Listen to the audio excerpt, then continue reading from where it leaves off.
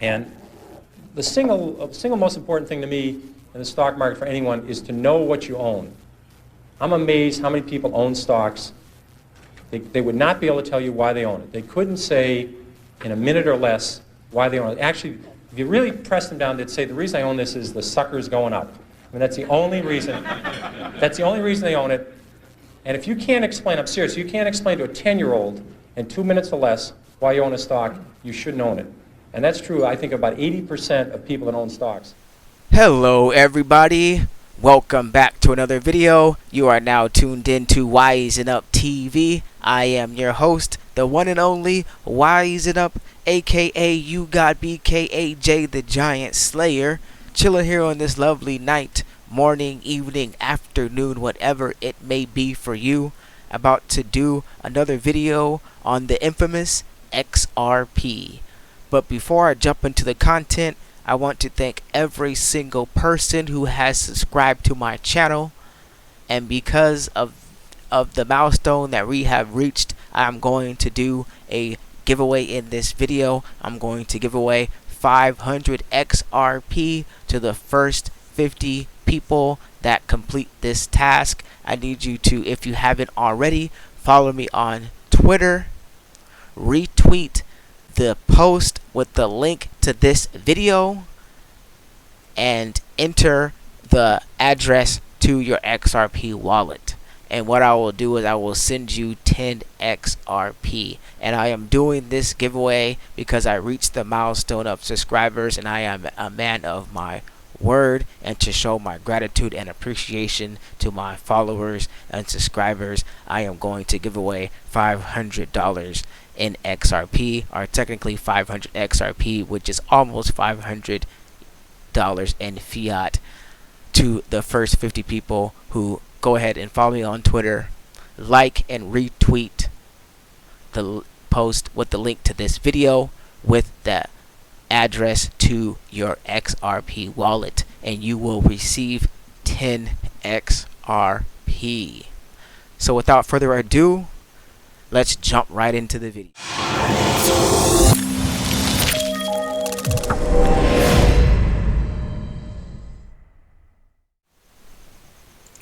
So you have here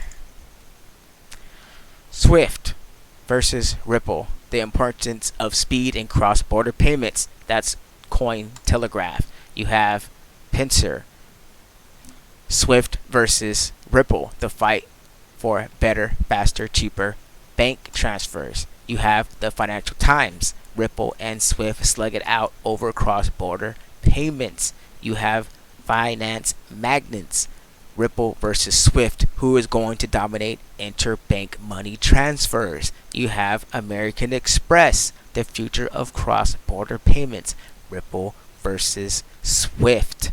So if you don't know who Swift is, let me briefly tell you who they are. They are the Society for Worldwide Interbank Financial Telecommunication.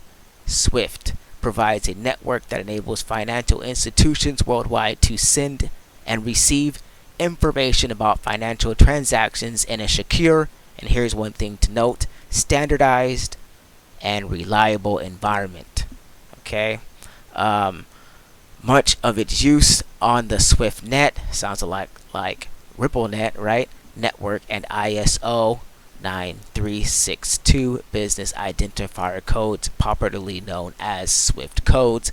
And one thing to take away from this is that they are talking about standardized, and they are using the ISO 9362. So ISO, who is ISO? What is ISO? And ISO is the International Organization for Standards. And what do they do?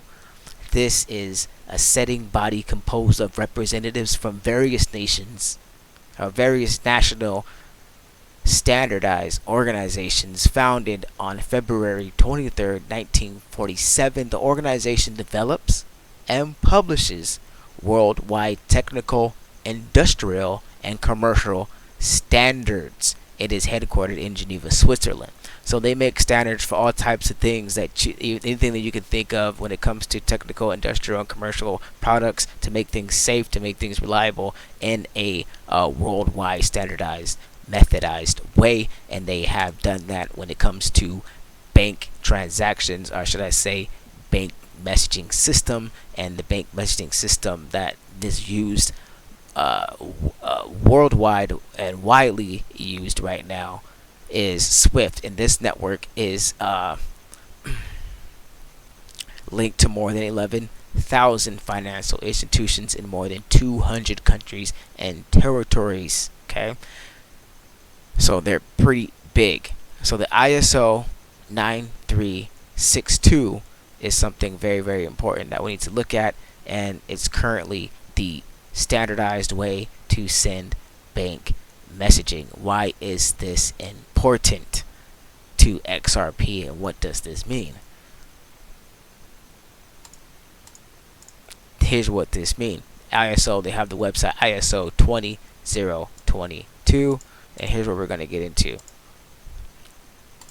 I don't listen look to back. Brad. Given what has transpired, one could argue that we should have focused more on smart contracts and what happened with the Ethereum network. I don't regret that. I think the payments, like, you have north of $20 trillion going cross-border each year. It is fraught with error rates, and it's slow, it's expensive. For me, it's a classic like Silicon Valley going up against the big behemoth Goliath. But it's so broken. I mean, when I go talk to banks, it's a beautiful thing for me because banks don't like Swift. They're frustrated with Swift. Their customers don't like Swift. And like, that's a great place to be when you're selling into that. So look, do I think there's other vertical use cases? And maybe if I went back, could we do it differently? Sometimes I wonder that, but I also think we have been so fortunate through a little bit of luck and a little bit of skill that we find ourselves with a lot of momentum in, I think, really solving a problem using these technologies at scale. See, they're painting the narrative. That's the narrative that they're painting, that there is a battle between Ripple and Swift, which there is, but what is not being said is that XRP is being used by Ripple and Swift through ODL, on-demand liquidity.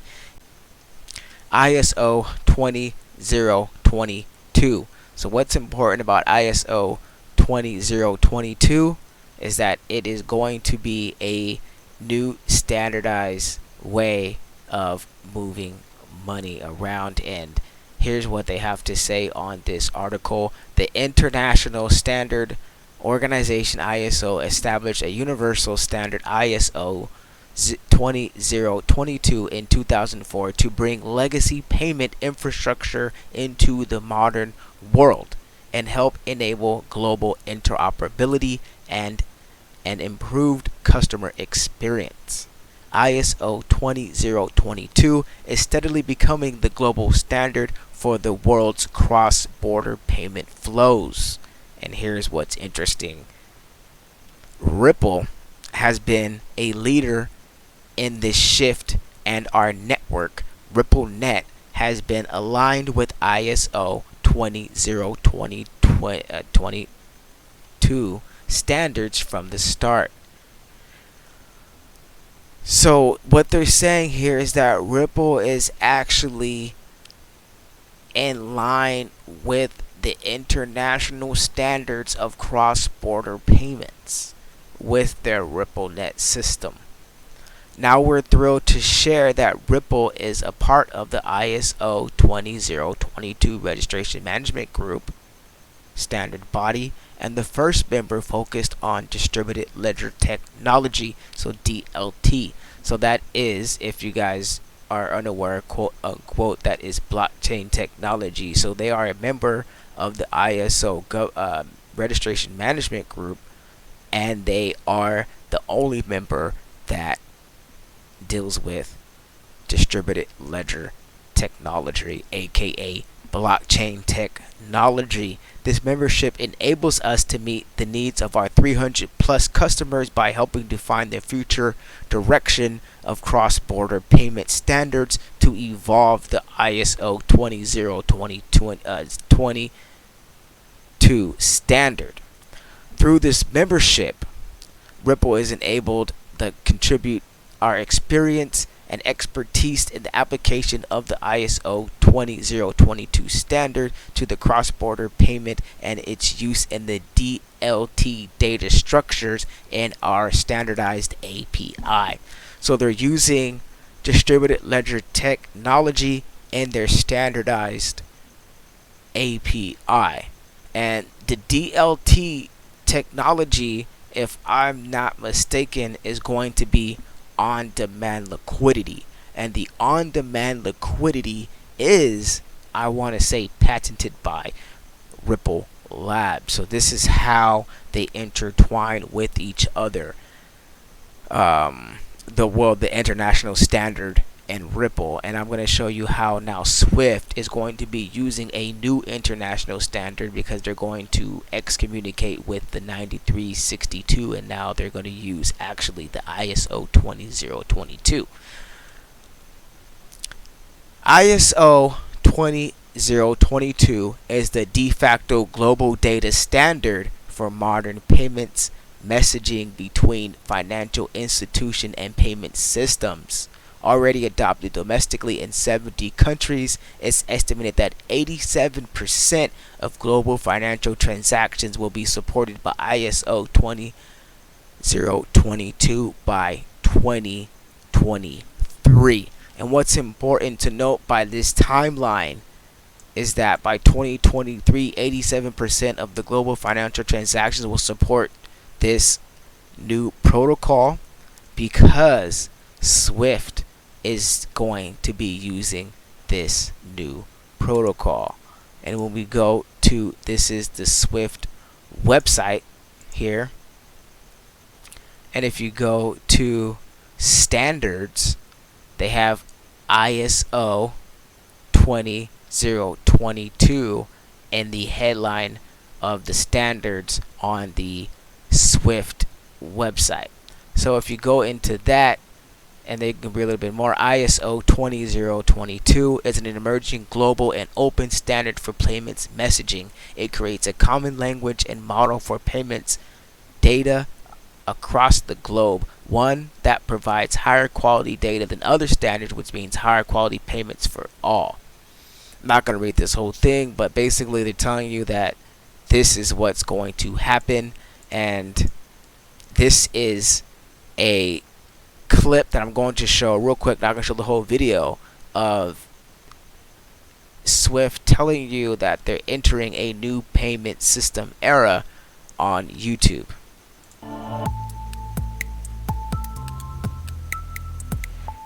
Payments are entering a new era with ISO 20022, the new language for domestic payments and correspondent banking. And corporate customers are set to benefit thanks to the advanced reconciliation and treasury opportunities the new standard makes possible. What's going on there is that they're going to be using ISO 2022 because they're basically smart contracts, okay? And they're using distributed ledger technology now. Swift, that's what Swift is doing. And if you see here, they're going to be moving this in very quickly. In the coming years, it will be the de facto standard for high value payment systems of all reserve currencies, supporting 80% of the global volumes and 87% of the value of transactions worldwide. By creating a common language and model for the payment data, ISO 20022 significantly improves the quality of payments data across the payment ecosystem. Richer, structured, meaningful data will enable new clients' experiences and will improve compliance and efficiency. So they are moving to a new protocol, and it is ISO 20022, and this is Swift, and that they are using distributed ledger technology. And why is that important to what is going on with Ripple? Because Ripple is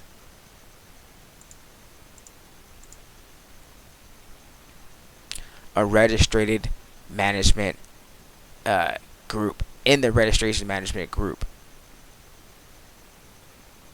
So that connects Ripple to Swift, that they are working together to actually complete what will be global interoperability for cross-border payments. And there is going to be some competition because, yes, RippleNet will be different than SwiftNet. So they will be their own company IPOing, getting their own banks aboard, but they will be using the same bank language, which is basically DLT technology created by RippleNet. But here's Brad talking about how many banks that they are actually adding to their system RippleNet in 2018. is trying to take on Swift. What's been the traction like? Who's come on board? Well, it's interesting as you step back and look at this. If you and I decided we were going to send $10,000 to California today, the fastest way for us to do it would be to drive to the airport and fly it there. That's a crazy thing to think about when you're in the age of the internet and we're used to information on demand. When we think about the customers that have come on board, it's because we're solving that real problem. We're changing the nature of a payment taking days to settle to California to seconds. So we now have well over 100 customers ranging from some of the biggest banks in the world to payment providers to the Western Unions and MoneyGrams, Linlan Pay out of China. How many banks? It's over 100. I actually don't know the exact number now. Last time we announced it publicly, we said over 100. We'll probably announce the next one when we get to over 200. We're signing up more than a bank a week now. The thing is, it's not the number of banks. Bank a week.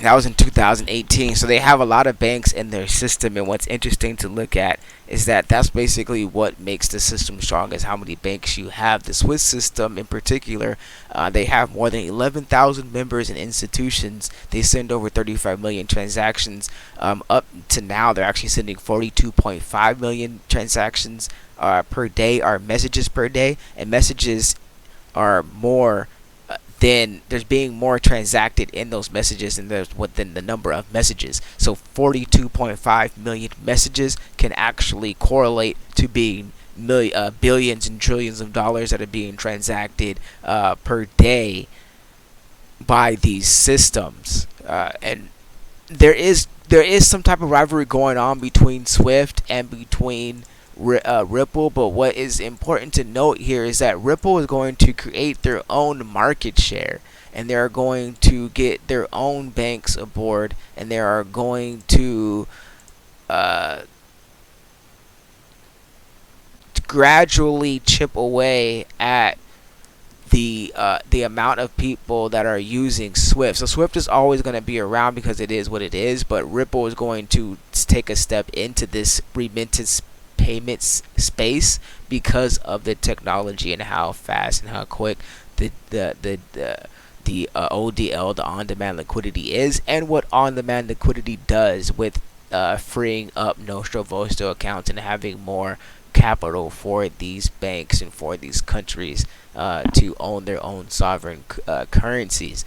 So that's very, very important. And one thing that is interesting to note about this is that the ISO, not only is it going to send payments, it's going to send securities trade services as well. And securities is interesting because people trade securities through the stock exchanges, but these are actually being stored on databases, and when they're transferred in between institutions, there has to be some type of clarity and transparency. So that is going to be done on the blockchain as well. Ripple is going to take over a certain particular amount of market share, and when that happens, you're going to see a triple-digit XRP because of the volume, because of the sheer volume alone that is going to be going through the system. Okay, and that is no exaggeration. Swift will enable ISO20022 messaging for cross-border payments and cash reporting businesses starting from the end of 2022. So they haven't enabled this program yet. That's one thing that's important to note, that they haven't flicked the switch on this. Once they flick the switch on this, it's over. Okay, it's game over, and we only have less than a year before this happens. And in my opinion, they pushed it back. The only reason why they pushed this back because which originally extends the originally announced date, by 1 year, because they were going to actually do this a year prior. But now I think they had to hold off on this because of the lawsuit that Ripple is in, and they know that they're using on-demand liquidity in ISO20022, and they can't do that until the clarity is released of what's going on in the courts. So with that being said, when they flick the switch on this and when the lawsuit is over, everybody in the XRP community knows this is why we are holding XRP, because we are tapping into global liquidity markets, and we are going to be one of the leaders in cross-border payments. And when I say we, I mean Ripple, and I mean XRP when I say the leader. Okay, so if you don't believe that's going to happen, there is no saving you. There is going to be a triple-digit XRP in your lifetime, and if you're not FOMOing in to an 80-cent XRP, if you still have money left, I do not know what is wrong with you. You should be betting your house on this, because XRP is going straight to the moon. I am not a financial advisor, and this is not financial advice, so please do your own research before you invest in any of the digital assets that I mentioned in my videos. But if I were you, I would buy some XRP right now while you still can, because once this is over, we're out of the stratosphere. Once again, guys, I appreciate every single one of you for watching my videos. Please like, subscribe, comment down below, and let me know what you think about XRP and what you think about ISO 20022. Until next time, I'll see you. Peace.